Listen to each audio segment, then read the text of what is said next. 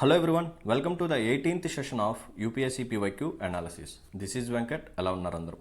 Till now మనం 17 sessions అయితే complete చేయడం జరిగింది. ఐ హోప్ మీరందరూ ఈ సెషన్స్ని యూటిలైజ్ చేసుకుంటున్నారని అనుకుంటున్నా. ఓకేనా? అప్కమింగ్ ఏపీఎస్సీ గ్రూప్ 2 కానీ టీఎస్పీఎస్సీ గ్రూప్ 2 కానీ సో పాలిటీ అనేది మంచి స్కోరింగ్ సబ్జెక్ట్ కాబట్టి ఈ సెషన్స్ని ఖచ్చితంగా అందరూ యూటిలైజ్ చేసుకోండి. The sessions are not only for UPSC aspirants.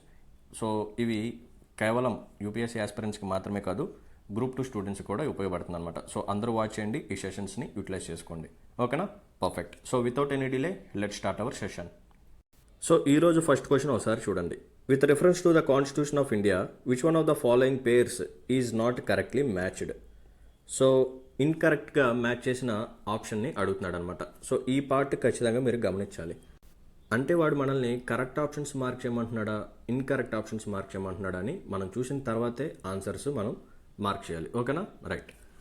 So ఆప్షన్స్లో మనకేంటంటే కొన్ని సబ్జెక్ట్స్ ఇచ్చాడు, ఆ సబ్జెక్ట్స్కి సంబంధించిన లిస్ట్ని మ్యాచ్ చేయమని అడుగుతున్నాడు అనమాట. Right. So there is a concept called seventh schedule. So ఈ సెవెంత్ షెడ్యూల్లో మనకి 3 టైప్స్ ఆఫ్ లిస్ట్స్ ఉంటాయి. So first type of list ఏంటంటే union list and state list and third one వచ్చేసరికి కాంకరెంట్ లిస్ట్. యూనియన్ లిస్ట్లో ఉన్న సబ్జెక్ట్స్ మీద చట్టాలు చేసే అధికారం కేవలం సెంట్రల్ గవర్నమెంట్ ఆర్ పార్లమెంట్కి ఉంటుందన్నమాట. అండ్ స్టేట్ లిస్ట్లో ఉన్న సబ్జెక్ట్స్ మీద చట్టాలు చేసే అధికారం స్టేట్ లెజిస్లేచర్కి ఉంటుంది. అండ్ కాంకరెంట్ లిస్ట్లో ఉన్న సబ్జెక్ట్స్ మీద చట్టాలు చేసే అధికారం ఇది పార్లమెంట్కి ఉంటుంది, స్టేట్ లెజిస్లేచర్కి కూడా ఉంటుందన్నమాట. So whenever conflict occur, so ఈ యూనియన్ లెజిస్లేచర్ తీసుకొచ్చిన లాసే ప్రివేల్ అవుతాయి. పర్ఫెక్ట్. సో ఇప్పుడు మనం ఏంటంటే యూనియన్ లిస్ట్. సో యూనియన్ లిస్ట్లో ఉన్న కొన్ని ఇంపార్టెంట్ సబ్జెక్ట్స్ ఏంటి సార్ అంటే defence, atomic energy, foreign affairs, war and peace, banking, railways, post and telegraph, airways, ports, foreign trade, currency and coinage and post office savings banks. ఇలా కొన్ని subjects మనకి union లిస్ట్లో ఉంటాయి అనమాట. సో ఈ union లిస్ట్లో ఉన్న సబ్జెక్ట్స్ మీద చట్టాలు చేసే అధికారం యూనియన్ లెజిస్లేచర్కి ఉంటుంది, nothing but parliament. Perfect. Second type of list వచ్చేసరికి స్టేట్ లిస్ట్. సో దీంట్లో మనకు కనిపించే కొన్ని సబ్జెక్ట్స్ ఏంటి సార్ అంటే ఎక్కువగా ఫేమస్గా ఉండేవి agriculture, police, prison, local government, public health, live stock and animal husbandry and state public services. So ఇటువంటి సబ్జెక్ట్స్ కొన్ని మనకి స్టేట్ లిస్ట్లో ఉంటాయి. వీటి మీద చట్టాలు చేసే అధికారం స్టేట్ లెజిస్లేచర్కి మాత్రమే. Next we have something called concurrent list. So concurrent లిస్ట్లో మనకి ఎక్కువగా కనిపించేది education, transfer of property and forest. ఇది చాలా ఇంపార్టెంట్. ఫారెస్ట్ అనేది మనకి కాంకరెంట్ లిస్ట్లో వస్తుంది. Forest, education and trade unions, adulterations and ఇలా కొన్ని సబ్జెక్ట్స్ మనకి కాంకరెంట్ లిస్ట్లో ఉంటాయి అన్నమాట. సో ఒకసారి మనం గమనిస్తే ఆప్షన్స్ ఒకసారి చూద్దాం. ఫారెస్ట్ కాంకరెంట్ లిస్ట్ అంటున్నాడు. సో రైట్, ఇది రైటే. సో మన కాంకరెంట్ లిస్ట్లో ఫారెస్ట్ కూడా మనకు కనిపించింది కాబట్టి ఆప్షన్ అనేది right. Post office savings bank ఇది యూనియన్ లిస్ట్ అంటున్నాడు. ఎస్. సో ఇక్కడ పోస్ట్ ఆఫీస్ సేవింగ్స్ బ్యాంక్ కూడా మనం మాట్లాడుకున్నాం కాబట్టి థర్డ్ ఆప్షన్ కూడా రైటే. పబ్లిక్ హెల్త్ వచ్చేసరికి state list. Yes. So state లిస్ట్లో మనకి పబ్లిక్ హెల్త్ ఉంటుంది అండ్ డిఫరెంట్ మనకి అగ్రికల్చర్ కానీ, పోలీస్ కానీ, ప్రిజన్ కానీ, లోకల్ గవర్నమెంట్ కానీ, సో ఇటువంటివన్నీ స్టేట్ లిస్ట్లోకి వస్తాయి. సో ఫోర్త్ ఆప్షన్ కూడా రైట్ అనమాట. సో సెకండ్ ఆప్షన్ వచ్చేసరికి స్టాక్ ఎక్స్చేంజ్. స్టాక్ ఎక్స్చేంజ్ ఏదైతే ఉందో it doesn't comes under concurrent list. ఇది కాంకరెంట్ లిస్ట్లోకి రాదు, it comes under union list. So stock exchange అనే సబ్జెక్ట్ ఏదైతే ఉందో ఇది యూనియన్ లిస్ట్లోకి వస్తుంది. సో మన క్వశ్చన్ని దేని గురించి అడుగుతున్నాడంటే నాట్ కరెక్ట్లీ మ్యాచ్ అడుగుతున్నాడు కాబట్టి so option 2 is the right answer. ఓకేనా? Right. Now let us look at the second question. Assertion and reason based అనమాట. సో ఫస్ట్ మనం ఎసర్షన్ చదువుదాం. The Council of Ministers in Union of India is collectively responsible to both to Lok Sabha and Rajya Sabha. So ఇది రైటా? Absolutely wrong. So దీన్ని బట్టి మనం ఏం చెప్పొచ్చు, ఏ అనేది ఫాల్స్ అని తెలిసిపోయింది కాబట్టి ఆర్ అనేది ట్రూ అని మనకు ఐడెంటిఫై ఈజీగా చేసేయచ్చు అనమాట. సో ఆప్షన్ 4 అనేది రైట్ ఆన్సర్. సో రీజన్ చూడండి, the members of both Lok Sabha and Rajya Sabha are eligible to be the members of union government. Yes. So ఒకసారి మనం ఎసర్షన్ గురించి కూడా ఒకసారి మనం మాట్లాడుకుందాం. So there is an article called Article 75 Clause 3. So according to article 75 clause 3, so ఇదేం చెప్తుందంటే ఈ ఆర్టికల్, కౌన్సిల్ ఆఫ్ మినిస్టర్స్ ఎవరైతే ఉన్నారో they are collectively responsible to Lok Sabha, nothing but house of the people. ఓకేనా. So house of the people అంటే nothing but Lok Sabha. So ఈ council of ministers ఎవరైతే ఉన్నారో they are collectively responsible to Lok Sabha only, not Rajya Sabha. ఓకేనా, right. So ఈ council of మినిస్టర్స్లో ఎవరెవరు ఉంటారు సార్ అంటే జనరల్గా it includes cabinet. Cabinet is nothing but some important portfolios like defence కానీ, external affairs, finance and home ministry, ఇలా కొన్ని ఇంపార్టెంట్ పోర్ట్ఫోలియోస్ ఉంటాయి కదా. సో వాళ్ళందరినీ కలిపి మనం క్యాబినెట్ అంటాం. రైట్. నెక్స్ట్ క్యాబినెట్తో పాటు మనకి ministers of state and deputy ministers. And ఇంకోటి గుర్తుపెట్టుకోండి, council of ministers also include prime minister also. Perfect. And ఇంకొక కండిషన్ ఏంటంటే ఈ కౌన్సిల్ ఆఫ్ మినిస్టర్స్ యొక్క స్ట్రెంత్ ఏదైతే ఉందో దీనికి ఒక పర్సంటేజ్ ఫిక్స్ చేసి ఉందన్నమాట. సో ఆ పర్సంటేజ్ ఏంటి సార్ అంటే it does not exceed 15% of total strength of Lok Sabha.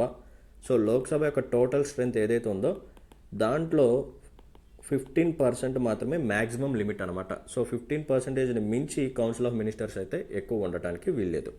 ఓకేనా, రైట్. సో దీన్ని బట్టి మనం ఏం చెప్పొచ్చు, అసర్షన్ అనేది రాంగ్. అండ్ ఎవరైనా సరే మినిస్టర్ అవ్వాలి అని అనుకుంటే he can be from Lok Sabha and he can also be from Rajya Sabha. కేవలం లోక్సభలో ఉన్న మెంబర్స్ మాత్రమే మినిస్టర్స్ అవ్వాలి, రాజ్యసభలో ఉన్న మెంబర్స్ మినిస్టర్స్ అయ్యే ఛాన్స్ లేదు అని ఎక్కడా లేదనమాట. సో లోక్సభలో మెంబర్స్ అయినా రాజ్యసభలో మెంబర్స్ అయినా సరే ఎవరైనా సరే మినిస్టర్స్ అయ్యే ఛాన్స్ అయితే ఉంటుందన్నమాట. సో రీజన్ రైటే బట్ అసర్షన్ అనేది రాంగ్. ఓకేనా. So option D is the right answer. This is all about second question. Now move on to the third question. Now let us discuss about the third question. The resolution for removing the Vice President of India can be moved in Lok Sabha alone or either House of the Parliament, joint sitting of Parliament, Rajya Sabha alone. So దీని గురించి మనం ఒకసారి చూద్దాం. So vice president గారి ఆఫీస్కి సంబంధించిన article ఏంటి sir అంటే article 63. Perfect. So vice president ఎవరైతే ఉన్నారో ఇతన్ని రిమూవ్ చేసే రిజల్యూషన్, ఇతని యొక్క రిమూవల్ ప్రాసెస్ యొక్క రిజల్యూషన్ ఏదైతే ఉందో it can be initiated only in Rajya Sabha. ఓకేనా. వైస్ ప్రెసిడెంట్ రిమూవల్ యొక్క రిజల్యూషన్ ఏదైతే ఉందో దాన్ని ఇనిషియేట్ చేసే పవర్ కేవలం రాజ్యసభకి మాత్రమే ఉంది, లోక్సభకి అయితే లేదనమాట. ఓకే. సో ఫస్ట్ ఏం చేస్తుందంటే వైస్ ప్రెసిడెంట్ రిమూవల్ యొక్క రిజల్యూషన్ రాజ్యసభ ఇనిషియేట్ చేస్తుంది. సో రాజ్యసభలో ఈ రిజల్యూషన్ ఏదైతే ఉందో ఇది ఎఫెక్టివ్ మెజారిటీతో పాస్ చేయాలి. ఎఫెక్టివ్ మెజారిటీ అంటే ఏంటి సార్ అంటే more than 50% of the effective strength of the house. అంటే రాజ్యసభ యొక్క వేకెన్సీ సీట్స్ ఏవైతే ఉన్నాయో రాజ్యసభ హౌస్లో ఏమైనా వేకెన్సీ సీట్స్ ఉంటే వాటిని మనం పక్కన పెట్టేసి అండ్ రిమైనింగ్ సీట్స్ ఏవైతే ఉన్నాయో వాటిని మనం టోటల్ స్ట్రెంగ్త్ లాగా తీసుకొని దీంట్లో మనకి 50% కంటే ఎక్కువ రావాలన్నమాట. సో అప్పుడు దీన్ని మనం ఎఫెక్టివ్ మెజారిటీ అంటాం. సో రాజ్యసభలో వైస్ ప్రెసిడెంట్ రిమూవల్ యొక్క రిజల్యూషన్ని ఎఫెక్టివ్ మెజారిటీతో పాస్ చేయాలన్నమాట. సో ఇప్పుడు ఈ రిజల్యూషన్ ఎక్కడికి వెళ్తుంది, లోక్సభ దగ్గరికి వెళ్తుంది. సో లోక్సభలో ఈ రిజల్యూషన్ని వీళ్ళు జస్ట్ సింపుల్ మెజారిటీతో పాస్ చేస్తే చాలు. లోక్సభలో ఎఫెక్టివ్ మెజారిటీ అయితే అవసరం లేదు, సింపుల్ మెజారిటీతో పాస్ చేస్తే చాలు అనమాట. సో సింపుల్ మెజారిటీ అంటే ఏంటి సార్ అంటే more than 50% of the members who are present and voting. So ఇక్కడ కేవలం వేకెన్సీ సీట్స్ మాత్రమే కాదు. సో కొంతమంది ఆ సెషన్కి అటెండ్ అయిన తర్వాత కూడా కొంతమంది ఓటింగ్లో పార్టిసిపేట్ చేయరనమాట. ఓకే, మేము ఈ ఓటింగ్లో పార్టిసిపేట్ చేయము, మేము ఐడియల్గా ఉండిపోతాం అనమాట. సో ఈ ఓటింగ్కి మాకు సంబంధం లేదని చెప్పి అలా ఖాళీగా కూర్చొని ఉంటారు. సో వాళ్ళను కూడా పక్కన పెట్టేసి ఎవరైతే ఆ సెషన్కి అటెండ్ అయ్యారో, సో ఎవరైతే ఓటింగ్ ప్రాసెస్లో ఇన్వాల్వ్ అవుతున్నారో సో ఆ టోటల్ స్ట్రెంత్లో 50% వస్తే చాలన్నమాట. ఓకేనా, అంటే మోర్ దెన్ 50% వస్తే చాలు. ఓకే. సో సింపుల్ మెజారిటీ వచ్చేసరికి లోక్సభలో కావాలి, ఎఫెక్టివ్ మెజారిటీ వచ్చేసరికి రాజ్యసభలో కావాలి. And vice president removal process దానికి సంబంధించిన రిజల్యూషన్ ఏదైతే ఉందో అది కేవలం రాజ్యసభలో మాత్రమే ఇనిషియేట్ చేయగలం, లోక్సభలో అయితే ఇనిషియేట్ చేయడం కుదరదు. ఓకే. సో ఆప్షన్ వచ్చేసరికి answer D, Rajya Sabha alone. Perfect. Now let us look at the last question. So consider the following statements. Which of the following above are correct? So correct statements ఏంటో అడుగుతున్నాడు. ఒకసారి options చూద్దాం. The Rajya Sabha alone has the power to declare that it would be in national interest for the parliament to legislate with respect to a matter in the state list. Yes, ఈ statement కూడా రైటే. Resolution approving the proclamation of emergency are passed only by the Lok Sabha. No, ఇది wrong. So answer వచ్చేసరికి option A 1 only. మనకేంటంటే కొన్నిసార్లు లోక్సభకి రాజ్యసభ కంటే ఎక్కువ powers ఉంటాయి కొన్ని సిచ్యువేషన్స్లో. కొన్నిసార్లు రాజ్యసభకి లోక్సభ కంటే ఎక్కువ పవర్స్ ఉంటాయి. అండ్ కొన్ని సిచ్యువేషన్స్లో బోత్ లోక్సభకి అండ్ రాజ్యసభకి ఈక్వల్ పవర్స్ అయితే ఉంటాయి. సో ఒకసారి ఇప్పుడు లోక్సభకి రాజ్యసభకి ఎప్పుడు ఈక్వల్ పవర్స్ ఉంటాయి ఒకసారి మనం మాట్లాడుకుందాం. ఫస్ట్ వన్ వచ్చేసరికి ఆర్డినరీ బిల్స్, సెకండ్ వన్ వచ్చేసరికి కాన్స్టిట్యూషన్ అమెండ్మెంట్ బిల్స్. ఈ 2 కండిషన్స్లో మనకి లోక్సభకి రాజ్యసభకి ఇద్దరికి ఈక్వల్ పవర్స్ ఉంటాయి. అండ్ హానరబుల్ ప్రెసిడెంట్ గారి యొక్క ఎలక్షన్ ప్రాసెస్లో అండ్ హానరబుల్ ప్రెసిడెంట్ గారి యొక్క ఇంపీచ్మెంట్ ప్రాసెస్లో వీళ్ళిద్దరికి కూడా సమానమైన పవర్స్ అయితే ఉంటాయి అన్నమాట. అండ్ నెక్స్ట్ వన్ వచ్చేసరికి recommendations to the president for the removal of chief justice and judges of supreme court and high courts and chief election commissioner and CAG. So ఇటువంటి కండిషన్స్లో కూడా వీళ్ళిద్దరికీ ఈక్వల్ పవర్స్ అయితే ఉంటాయి అన్నమాట. అండ్ ప్రెసిడెంట్ గారు అప్పుడప్పుడు కొన్ని ఆర్డినెన్సెస్ అయితే ఇష్యూ చేస్తారు. సో ఈ ఆర్డినెన్సెస్ని తర్వాత పార్లమెంట్ ఎప్పుడైతే 2 హౌసెస్ సెషన్స్లోకి వస్తాయో సో ఇద్దరు అప్రూవల్ అయితే ఇవ్వాల్సిందే. సో ఇటువంటి కండిషన్స్లో కూడా లోక్సభకి రాజ్యసభకి ఇద్దరికి సేమ్ పవర్స్ అయితే ఉంటాయి. ఓకేనా.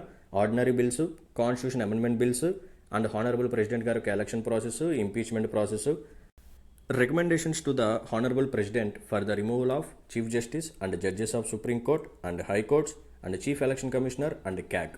సో ఇటువంటి వాటికి కూడా ఈక్వల్ పవర్సే ఉంటాయి. అండ్ ఎప్పుడైతే ప్రెసిడెంట్ గారు ఆర్డినెన్సెస్ ఇష్యూ చేస్తారో సో ఆర్డినెన్స్ ప్రెసిడెంట్ గారు ఎప్పుడు ఇష్యూ చేస్తారు, ఏదైనా ఒక హౌస్ సెషన్లో లేనప్పుడు.